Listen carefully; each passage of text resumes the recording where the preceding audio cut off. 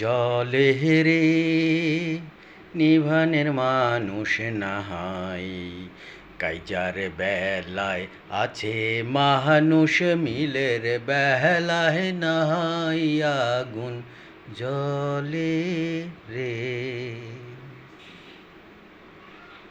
আগুন জলে রে। ঝগড়াঝাটি হাঙ্গামা এগুলির ভিতরে মানুষের কেমন যেন একটা আলাদা ইন্টারেস্ট। মিলের বেলায় দেখুন কেউ কারো পাশে নেই, কারো ভালো কথা কেউ শুনতে চায় না।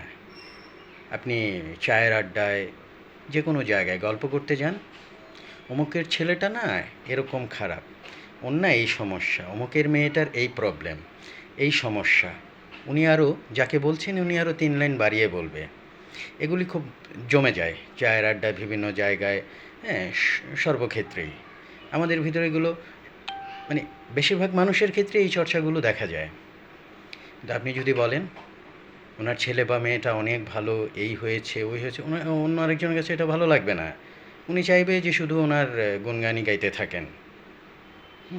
সবাই হচ্ছে ঝামেলার ভিতরে সবাই খুব মজা পায়, রসিয়ে রসিয়ে কথা বলে, কিন্তু যখনই অন্য কারো প্রশংসা, ভালোটাকে আপনি উপস্থাপন করবেন বা নিজের ভালোটাকে বা অন্যের ভালোটাকে, আরেকজনের এই জিনিস শুনতে ভালো লাগে না।